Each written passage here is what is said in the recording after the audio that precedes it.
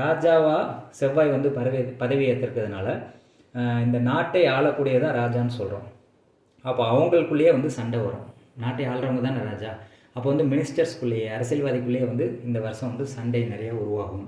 அடுத்து பார்த்தீங்க அப்படின்னா தீ விபத்து ஏற்படும், வாகன விபத்து ஏற்படும், போலீஸினுடைய ஆதிக்கம் வந்து அதிகமாக இருக்கும். அவங்க சொல்கிறது தான் எல்லோரும் கேட்குற மாதிரி வரும். எல்லாரையும் வந்து அடைக்கி ஒடுக்கிற மாதிரி இருக்கும் போலீஸ்காரங்க வந்து. இந்த மாதிரி சூழல் வந்து ஏற்படும். மக்களுக்கிடையவும் அரசியல்வாதிக்கிடையவும் சண்டை வந்து ஏற்படும்.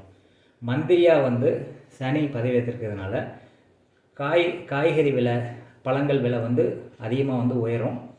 எல்லாருக்குமே வந்து பொதுமக்களுக்கு வந்து ஜீரண உறுப்பில் வந்து அதிகமான நோய் வரக்கூடிய வாய்ப்புகள் வந்து இருக்குது. இது பொது பலன், எல்லாருக்குமே வரும்னு சொல்லலை. அதிகபட்சமான பேருக்கு வந்து இது நடக்கும்.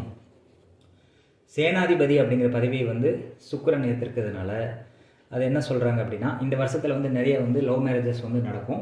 நல்ல மழை பெய்யும், நல்ல மழை இருக்கும்.